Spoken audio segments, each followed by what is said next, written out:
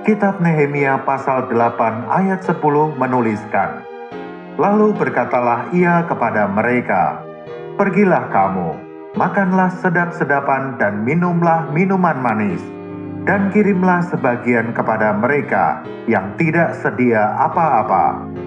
Karena hari ini adalah hari kudus bagi Tuhan kita. Janganlah kamu bersusah hati, sebab sukacita karena Tuhan, itulah perlindunganmu." Di dalam versi bahasa Inggris, potongan kalimat terakhir pada ayat ini dituliskan, "Sukacita Tuhan adalah kekuatanmu." Ini bukanlah sekedar perkara menjadi kuat karena memiliki damai sejahtera, tetapi sukacitanya menguatkan kita. Sukacitanya menjadi kekuatan bagi kita. Dalam 1 Tesalonika 5 ayat 16, Paulus menyuruh kita agar senantiasa bersukacita. Bagaimana hal ini mungkin? Bagaimana mungkin kita dapat bersukacita dalam kesulitan, dalam tekanan dan masalah? Dari mana sukacita ini datang? Kita tidak dapat membuatnya, karena bila kita tidak memiliki sukacita, kita tidak akan memilikinya. Filipi 4 ayat 4 menuliskan, "Bersukacitalah senantiasa dalam Tuhan." Sekali lagi kukatakan, bersukacitalah. Melalui ayat ini, Paulus mengungkapkan satu rahasia sukacita kita, yaitu di dalam Tuhan. Kita dapat berkata, "Tuhan, sukacitamu adalah kekuatanku." Tetapi apakah sukacita Tuhan itu? Seberapa sering Tuhan kita bersukacita? Di dalam Alkitab, fakta Tuhan bersukacita hanya tercatat satu kali, sehingga kita dapat dengan mudah memahami maknanya. Hal itu tercatat dalam Lukas pasal 10. Dalam Lukas 10 ayat 13-15 tertulis, "Celakalah engkau Korazim, celakalah engkau Betsaida, karena jika di Tirus dan di Sidon terjadi mujizat-mujizat yang telah terjadi di tengah-tengah kamu, sudah lama mereka bertobat dan berkabung. Akan tetapi, pada waktu penghakiman, tanggungan Tirus dan Sidon akan lebih ringan daripada tanggunganmu. Dan engkau Kapernaum, apakah engkau akan dinaikkan sampai ke langit? Tidak, engkau akan diturunkan sampai ke dunia orang mati." Saat itu, Tuhan seperti telah gagal dalam misinya di beberapa daerah, sehingga dia menegur daerah-daerah itu. Namun pada ayat 21, di sana dituliskan, "Pada waktu itu bergembiralah Yesus dalam Roh Kudus dan berkata, 'Aku bersyukur kepadamu, Bapa Tuhan langit dan bumi, karena semuanya itu engkau sembunyikan bagi orang bijak dan orang pandai, tetapi engkau nyatakan kepada orang kecil. Ya Bapa, itulah yang berkenan kepadamu.'" Tuhan kita Yesus Kristus bersukacita karena perkara yang berkenan kepada Allah. Ia bersyukur dalam kehendak Allah. Sukacita Tuhan tidak berhubungan dengan situasi sekelilingnya. Dia mengatakan, "Bapa, itulah yang berkenan kepadamu." Dalam hal ini, kita tidak melihat adanya perlawanan atau pikiran yang memberontak. Tidak ada pertanyaan dari Tuhan tentang mengapa Dia harus melalui semua hal ini. Kita hanya melihat Dia berkata, "Bapa, itulah yang berkenan kepadamu." Seseorang berkunjung ke sekolah luar biasa untuk tunanetra. Dia menanyakan mengapa mereka buta. Pertanyaan itu kemudian diikuti dengan keheningan di dalam ruangan itu.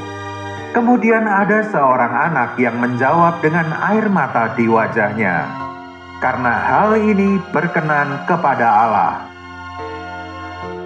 Di ayat yang telah kita baca, kita telah melihat bahwa Tuhan kita memiliki sukacita.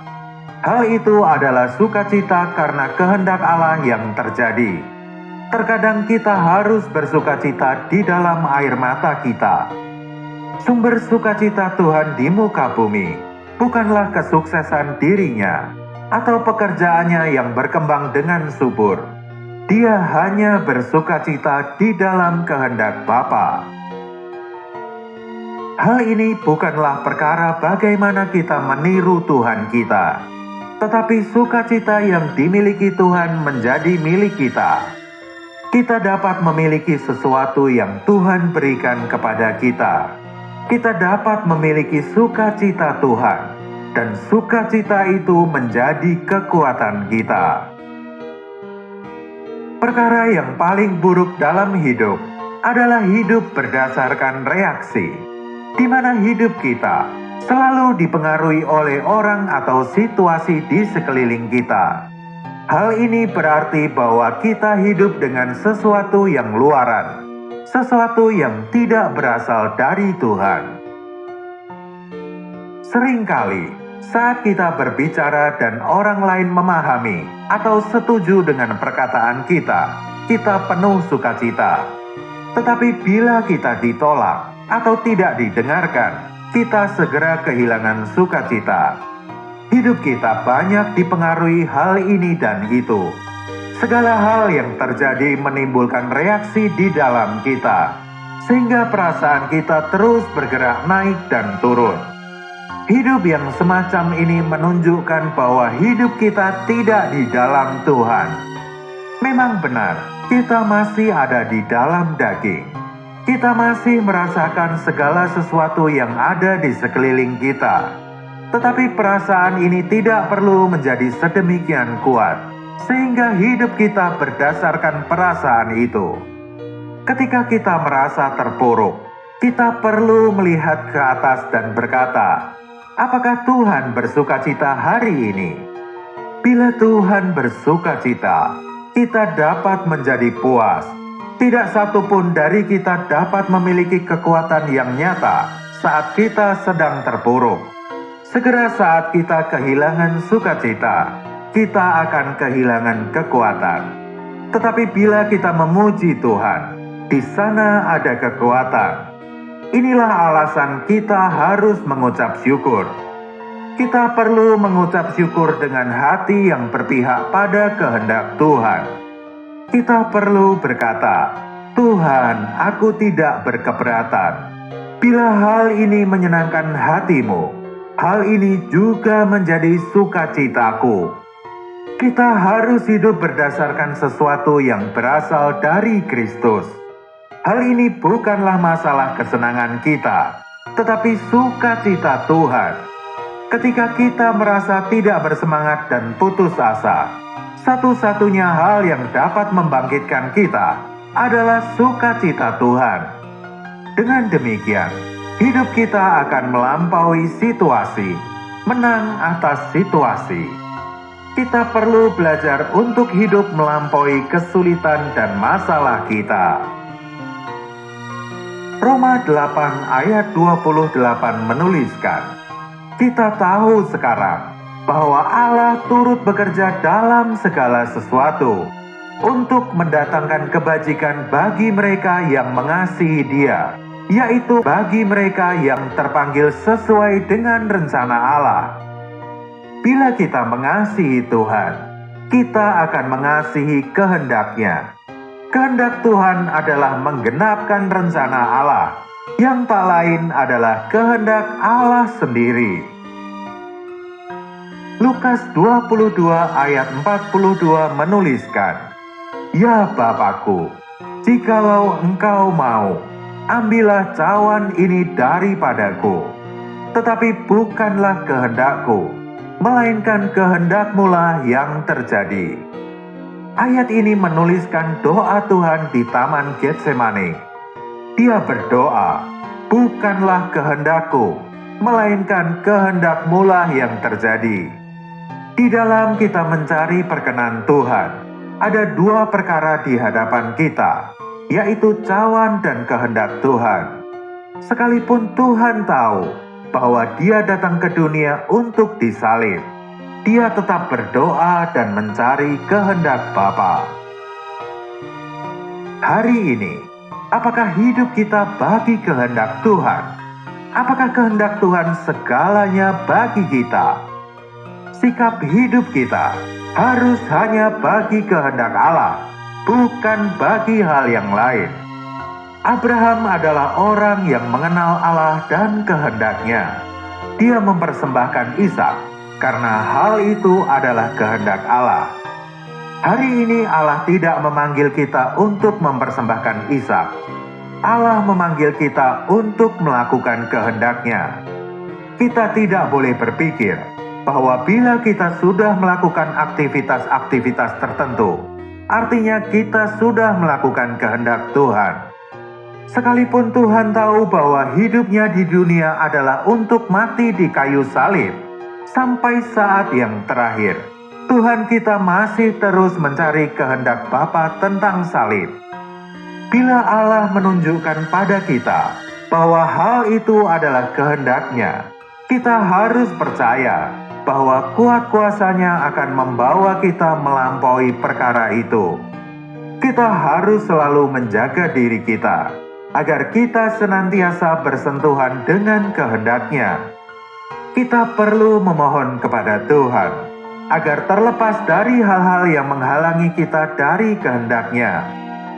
Kita tidak perlu khawatir tentang apapun, karena Allah kita adalah Allah yang hidup, dan kehendak-Nya adalah kehendak yang hidup. Suatu saat, Dia memerintahkan kita untuk mempersembahkan Ishak, tetapi di hari yang lain, Dia mau kita membawa Ishak kembali. Di dalam setiap langkah hidup kita perlu kembali mencari kehendak Tuhan.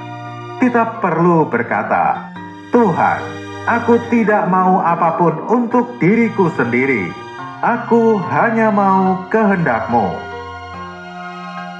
Seperti Tuhan kita datang ke dunia untuk melakukan kehendak Bapa, demikian juga hidup kita.